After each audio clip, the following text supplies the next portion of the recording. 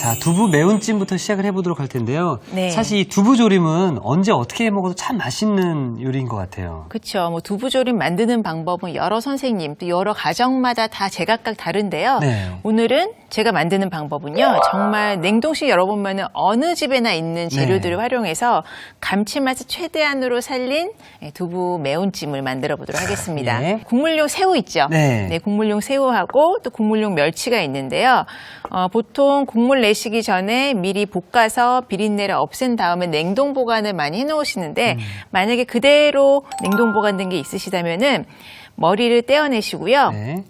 그다음에 반으로 갈라서 내장 네. 제거해 주시면 돼요. 요거 좀 반만 네. 도와주시겠어요? 알겠습니다. 네.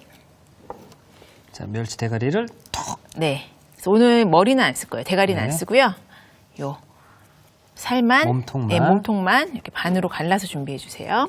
지금 멸치는 이렇게 네. 머리를 띄고 안에 내장을 이렇게 제거를 하면 되는데 네. 저 건새우는 어떻게 손질해야 되나요? 건새우는 이렇게 머리 부분 그렇게 크지 않은 새우는요. 이렇게 바삭하게 볶으면은 사실 머리 부분까지 굉장히 그냥 고소하게 드실 수 있거든요. 네. 그래서 그대로 그냥 그대로? 예, 네. 그리고 살짝 볶아서 준비할 거예요. 그리고 우리가 멸치로 국물을 내실 때 머리 부분을 이렇게 제거를 하시는 분도 있고 머리까지 쓰시는 분들이 있는데 네. 실제로 머리 부분에는 핵산이라는 굉장히 감칠맛 성분이 강하게 들어있어요. 네. 그래서 머리까지 쓰시는 게 좋긴 한데 좀 쓴맛이 날 수 있기 때문에 예, 머리 양을 조금 대가리 양은 반으로 하시고 이렇게 섞어 쓰시는 것도 좋은 방법일 것 같아요. 네, 달군 팬에서 기름을 두르지 않고요. 그대로 네. 볶아 볼게요. 네.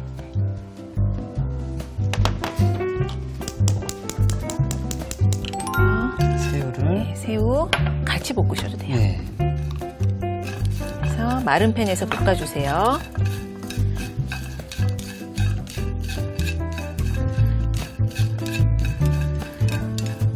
가늠하는 방법은요. 표면이 약간 노릇하게 색이 변하면은 바로 꺼내시면 돼요. 자, 이렇게 지금 노릇하게 노릇으로 색이 살짝 변했네요. 네. 변했죠. 근데 더 이상 볶으면은요, 요 새우 수염이라든지 이 멸치 꼬리 부분이 쉽게 타기 때문에 이 정도에서 멈춰주시면 돼요. 네. 자, 이렇게 이제 볶아주시고요. 자, 그럼 요 볶은 멸치는 일단 좀 담아서 준비를 하겠습니다. 네. 그리고 들어가는 채소를 좀 준비를 해볼게요. 네. 자, 대파, 홍고추, 청고추. 청고추. 다 냉장고 열어보면 다 있잖아요. 있습니다. 그렇죠? 네. 그래서 어슷썰기. 대파는 어슷어슷 썰어주시고요. 이 대파는 이제 유통기한이라고 하잖아요. 네. 어느 정도 생각을 하면 될까요? 대파를 보관하는 것에 따라서 굉장히 많이 달라지는데요. 네. 겨울철 같은 경우에는 사실 저는 이렇게 좀 깊이가 있는 그런 화분 같은 거예요. 네. 구멍이 뚫려져 있지 않은 병에 이 대파를 뿌리채로 담궈두는 거예요. 아. 예, 물은 한 3cm 정도 뿌리만 잠길 정도로. 그러면 거의 뭐 2주 정도 지날 때까지 자르면 또 나오고 자르면 또 나오고 그러거든요. 그렇게 해서 먹을 수도 있고요. 냉장 보관할 때는요. 여름철 같은 경우에는 좀 키친페이퍼를 살짝 적셔가지고요. 네. 대파를 말아서 씻지 않고 아. 예, 밀봉해서 보관을 하시면 좀 오래 두고 드실 수가 있어요. 한 일주일 정도는 충분히 두고 드실 수 일주일 있습니다. 정도는. 네. 전 아직 냉장고에 네. 고추랑 양파, 대파들이 네. 말라 비틀어가고 있거든요. 아, 그렇죠. 마르는 것까진 괜찮은데 이제 네. 곰팡이가 쓰거나 그러면 또 처분하기 힘들잖아요. 그렇죠. 위생과도 관련이 되니까요. 그래서 송송 썰어서 냉동 보관하시면은 거의 몇 달 두고 드실 수가 있어요. 네. 자, 이렇게 준비가 됐고요. 두부를 좀 썰어 볼게요. 두부는 손에 넣고 두부는 이제 어떤 걸로 해야 좋을까요? 두부는요 수분이 좀 적은 부침용 두부. 부침용 두부. 로 하시면 좀 탱탱한 맛으로 즐기실 수가 있고요. 네. 연두부는 너무 부드럽기 때문에 연두부를 넣고 하시면 약간 순두부 같은 느낌으로 되고요. 또 찌개용은 순두부와 두부조림의 중간 정도. 네. 또 오늘은 저는 약간 탱글한 식감을 살리기 위해서 부침용 두부를 부침용으로. 사용을 할 겁니다. 네. 자, 이렇게 두부 준비됐고요. 네. 자, 냄비를 세팅을 해놓고요. 자, 거의 마무리가 되어 가니까 벌써 마무리가 예, 되나요? 마무리가 됐습니다. 예. 양념을 만들어 보겠습니다. 네. 양념은요, 고춧가루 넣고요. 고춧가루. 다진 마늘. 다진 마늘. 그리고 고추장. 고추장. 이게 끝이에요. 벌써 끝이에요? 네, 너무 간단하죠? 이 중에 집에 없는 양념 있으세요? 다 집에 있는 다 겁니다. 집에 예. 있죠. 혼자 사는 남자임에도 불구하고 이런 네. 것들은 있거든요. 그렇죠. 그럼 지금 이 비율들은 어떻게 되는 건가요? 고춧가루 2에 고추장 1 정도 물량으로 2대1 섞어주시면 비율로. 돼요. 네, 고춧가루만 넣으면 약간 텁텁할 수도 있고 또 고추장만 넣으면 오래 끓이면 또 텁텁한 맛이 우러나올 수 있거든요. 예. 그래서 텁텁하지 않고 뒷맛이 깔끔하게 하기 위해서는 이 정도 비율에 맞추시면 가장 좋습니다. 다진 마늘은 어느 정도 들어가나요? 다진 마늘은 여기에 지금 한 큰술 정도. 한 큰술. 네. 기호에 따라서 뭐 한 큰술에서 두 큰술 조율하시면 될 것 네. 같습니다. 자, 이렇게. 잘 섞은 다음에 그다음에 무만 켜켜이 넣고 무 조림하실 때도 이 양념으로 하시면 좋아요. 정말 맞는 네. 맞는 양념장이네요. 또 바로 만든 것보다요. 한 하루 정도 지나면 숙성이 돼서 맛이 좀 깊이감이 생기거든요. 자, 이렇게 이제 준비가 됐으면 네. 양념을 다 섞고 물을 섞으셔야 돼요. 그런 이유가 혹시 있나요? 물을 먼저 넣으면은 고춧가루가 이렇게 겉돌아가지고요. 고추장이랑 잘 섞이지가 않거든요. 그래서 이렇게 해서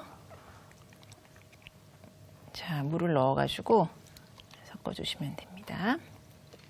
자, 이렇게 됐고요. 자, 이제 그야말로 마무리를 하겠습니다. 자, 뚝배기에다가 네, 뚝배기가 있고요.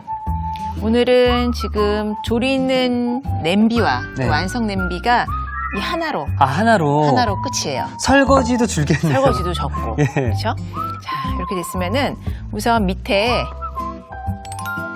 조금만 약간만 깔아주세요. 대파를 먼저 깔아주는 이유는 두부를 먼저 깔게 되면은 끓이다가 두부의 밀착력이 훨씬 강해요. 들러붙죠? 네, 들러붙어요. 딱 붙어서 네. 안 떨어져요. 그래서 살짝만 공기를 넣어주는 거예요. 그리고 여기에 멸치랑 새우 볶은 거 살짝 넣어주고요. 두부를 켜켜이. 지금 여기에 멸치랑 새우가 들어가게 되면 이 요리에 더 어떤 감칠맛들이 더 살아나나요? 그렇죠. 멸치랑 새우는 새우, 예. 국물을 내는 육수를 내는 가장 대표적인 식재료잖아요. 그렇죠. 그렇기 때문에 멸치 하나를 넣어주는 것보다도요, 새우를 같이 넣어주게 되면은 서로 좀 향이 다른 재료들이 들어감으로써 감칠맛이 훨씬 강해져요. 자, 이게 쿡포인트가 될 수 있을 것 같은데요. 두부찜을 할 때 네. 새우, 멸치를 함께 넣어주면 특유의 고소함과 씹는 식감이 살아난다. 네. 네, 맞습니다.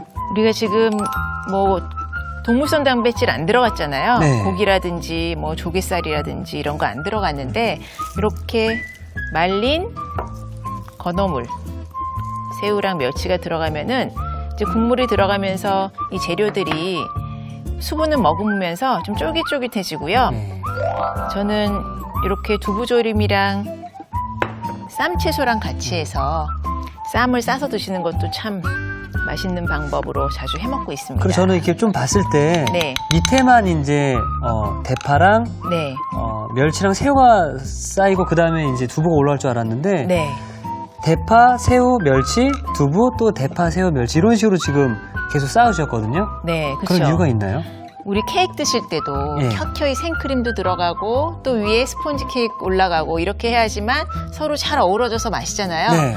이렇게 두부 사이사이에 멸치랑 새우가 들어가면 두부에도 이 멸치랑 새우의 향이 배어요. 네.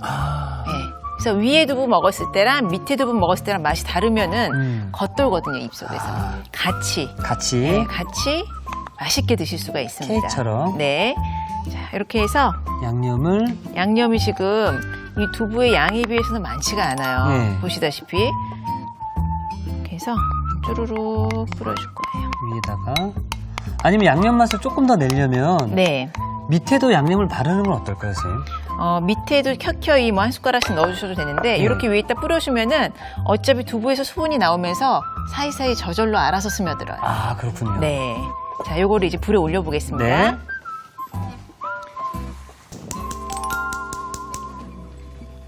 몇 분 동안 끓여주는 게 좋을까요? 한 10분 정도만 끓여주시면 되는데요. 처음에는 좀 강한 불로 끓이시다가 이 뚝배기가 달궈지는 시간이 조금 걸리잖아요. 예. 그래서 처음에는 좀 강한 불로 뚝배기가 달궈질 때까지 기다리셨다가 기다리실 동안에 덮어놓고 다른 일을 하시면은 잘 몰라요. 끓는지 어떤지. 그래서 열어놓고 센 불로 끓이신 다음에 자글자글자글 끓기 시작하면은 뚜껑을 덮고 중약불 정도로. 중약불로. 네, 줄이셔가지고 10분. 10분. 네.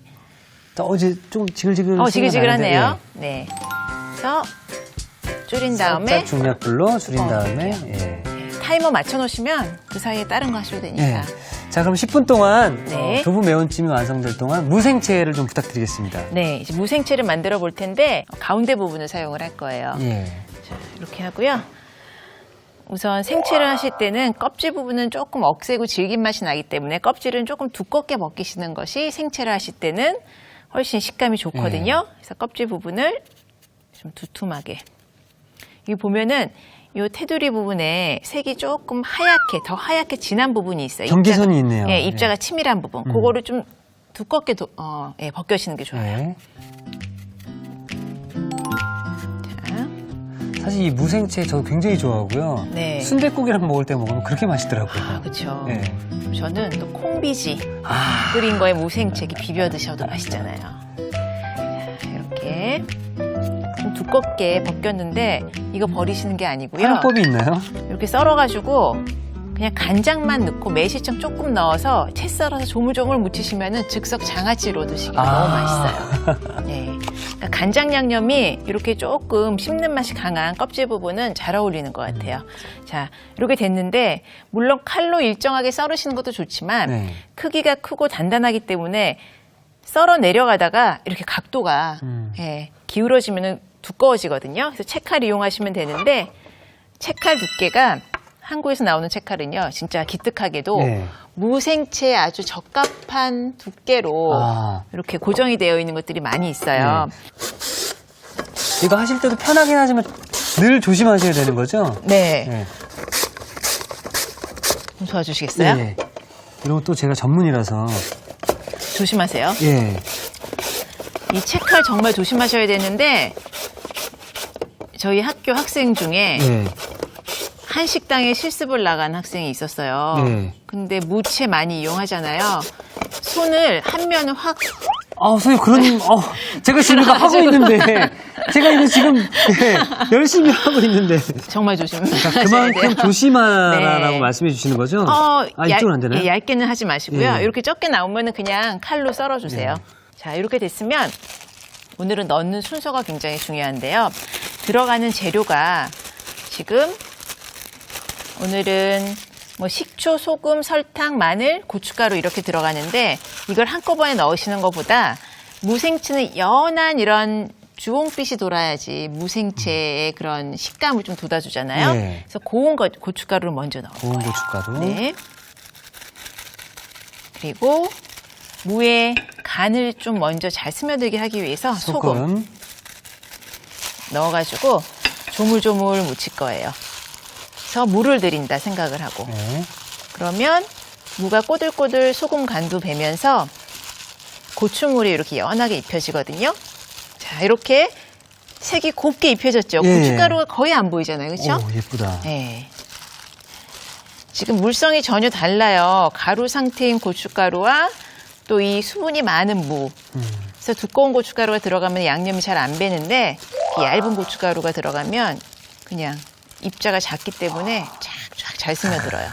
그 다음에 넣는 것이요. 마늘은 시간이 조금 지나서 이 향이 공기에 이렇게 휘발성이거든요. 네. 그래서 휘발성으로 좀 날아가면은 매운맛이 조금 덜해지기 때문에 이렇게 해서 조물조물하면서 좀 공기 중에 이 냄새를 날릴 거예요. 이렇게 뒤집어주면서 그 다음에 설탕. 네. 지금 참 희한한 게요. 전 이제 옆에서 이제 선생님께서 요리하시는 걸 보고만 있잖아요. 네. 맛있는 냄새가 올라오는 건 뭐죠? 하나하나 들어갈 때마다 좀 어우러지면서 이렇게 머릿속에 상상이 되잖아요. 그렇죠? 예. 요때 이제 엄마가 이렇게 넣어주는 한 입이 제일 맛있잖아요.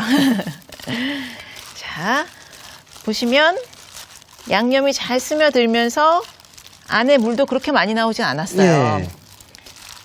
이 무에 적당한 만큼의 양념이 들어갔기 때문에 그냥 온전히 다 쫙쫙 빨아들이는 거죠. 그리고 마지막에 식초. 지금 설탕을 넣어줌으로써 무의 아린 맛이랑 쓴맛을 좀 없앨 수가 있어요. 그래서 가을 무처럼 단맛이 강하면은 설탕 양은 조금 줄이시고요. 줄이시면 됩니다. 그럼 식초 마지막. 새콤 달콤 한 맛이 됩니다. 정말 마술처럼 전 옆에 서 있기만 하는데 하나하나 들어갈 때마다 이 무생채 향이 계속 달라지네요.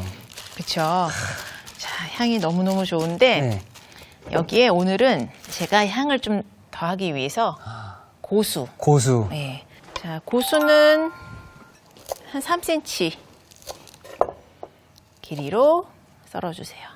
고수 좋아하세요, 득 씨? 고수 좋아합니다. 예. 뭐 쌀국수라든지 중국 요리에도 고수 많이 들어가는데요. 네. 장식용으로 위쪽은 조금 남겨주시고 조금 좀 세서 비리다 향신료잖아요. 그래야 그쵸? 되나요? 네.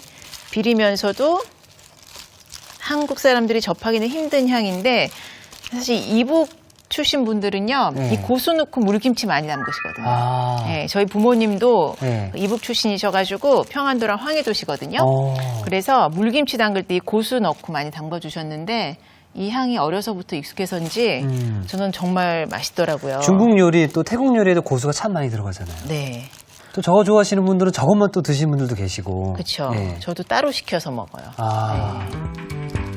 이렇게 해서 고수의 향이 배게끔 하고요. 그다음에 위에 고수 살짝 하고 여기에 국물을 조금 뿌려줄게요. 네.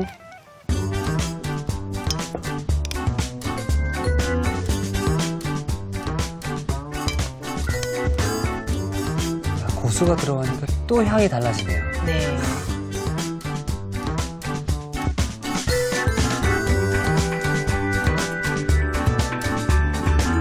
새콤달콤한 맛에 반하는 초간단 무생채가 완성이 되었고요. 자, 이제 그러면은 두부 매운찜 마무리를 해보도록 하겠습니다. 네, 무생채를 만드는 동안에 이 냄비가 뚝배기가 네. 알아서 열심히 해주고 있는데요. 네. 어머나. 자, 불을 끌게요. 네. 지금 위에는 증기로 이렇게 두부가 따끈하게 익은 상태고요. 지금 그 두부에서 네. 이렇게 물이 나와가지고요. 그러게요? 자글자글 조림 국물이 좀 더 생겼잖아요. 네. 이렇게 해서 준비하겠습니다.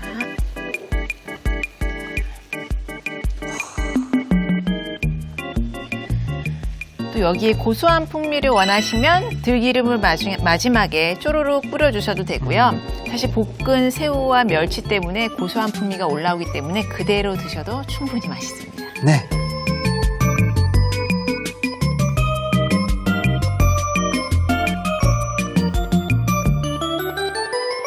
자, 따끈따끈한 밥 위에 한 점 얹어 먹으면 정말 이 맛이 꿀맛이겠구나라는 생각이 드는데요.